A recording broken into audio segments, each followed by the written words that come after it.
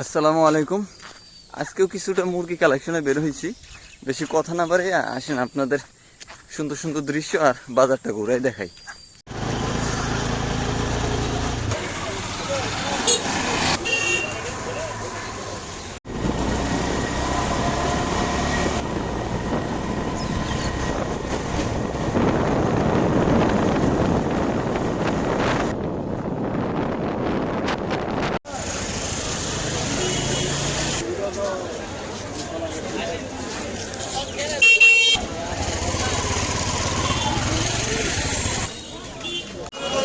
ফান্না মাল গুড়ি আদা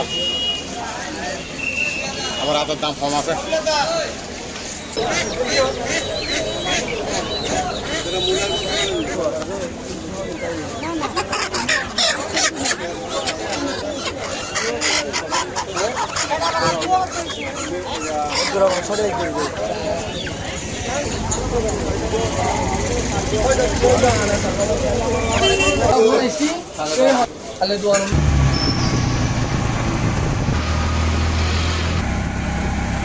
মার্শাল্লাহ আজকে 3 পিস পাইছি আলহামদুলিল্লাহ। তো মূলত এটা অর্ডার করা ছিল, মানে এক বড় ভাই কিছু টাকা পাঠাইছে ওনার পছন্দের কিছু মুরগি কালেক্টেড করার। তো ওনার পছন্দের যা যা ছিল তাই পাইছি। একটা মোরগ চাইছিল, দাড়িওয়ালা লাজ্জা পাইছি আলহামদুলিল্লাহ মোটামুটি প্রাইসের মধ্যে। আর একটা সাদা মুরগি আর একটা লাল সুরমা। তো উনি চাইছিল যে, উনি বলছিল যে ভাই প্রতিটা কালার যাতে ইউনিক হয় বা নর্মাল টাইপের লাগবে না আমার। যেহেতু নর্মাল বলতে আমরা সাদা সিধা মুরগিগুলোরই বুঝাই, আর যদি ইউনিক বলতে কি বোঝায়, যেমন দাড়ি আছে, খোপা আছে, সুরমা বা সাদা কালার বা লাজ্জা, এগুলো মোটামুটি ইউনিক বোঝায়।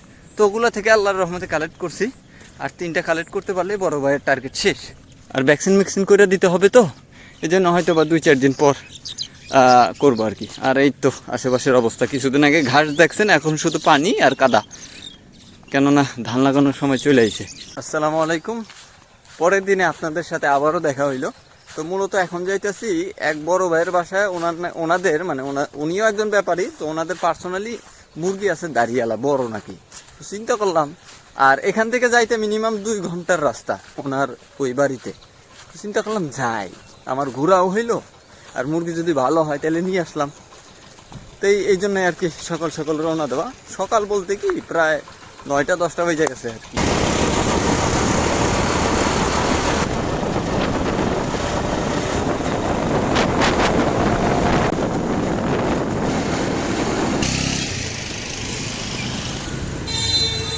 এই যে বদ্দার মুরগিগুলা, তো মাশাআল্লাহ মুরগিগুলা এই যে প্রাকৃতিকভাবে চলাফেরা করে, আপনারা দেখতে পারতেছেন। তো এই বদ্দার থেকেই মালগুলা নিমু।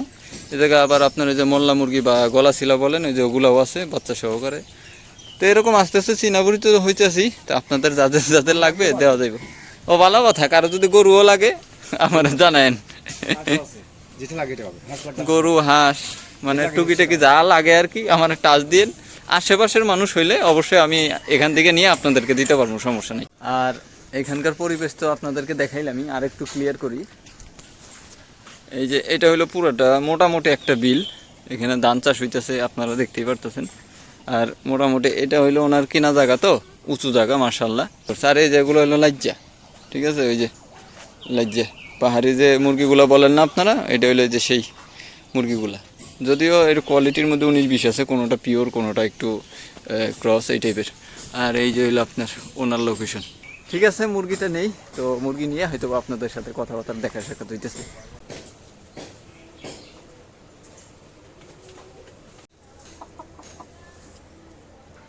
এটা বৃষ্টি যেতে পারবে না, বৃষ্টি হইলে এটা আর বড় ডিপো না, বৃষ্টি বসে।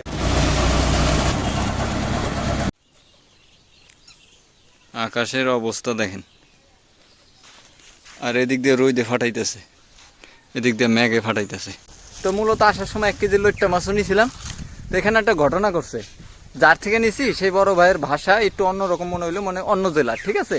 সেই সুবাদে বিক্রি হইতেছিল না, চিন্তা করলাম নিয়ে নেই, বেচারা বিক্রি করতে পারতেছে না, নেই। মানে আমার 200 থেকে 250 গ্রাম খালি পানিই ঢুকাইছে।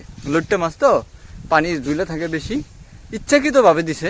তো এই জিনিসটা ঠিক হয় নাই। তারপরে দোয়া করি আল্লাহ তাআলা হেদায়েত দান করুক, কারণ ব্যবসা জিনিসটা তো হালাল রাখলে এটার উসিলে জান্নাতেও যাওয়া যায়। তো অনেক জ্ঞান দিয়ে ফেলাইছি। সবাই সুস্থ থাকেন, ভালো থাকেন, আল্লাহ হাফেজ, আসসালামু আলাইকুম। বাতাস শুরু হয়ে গেছে।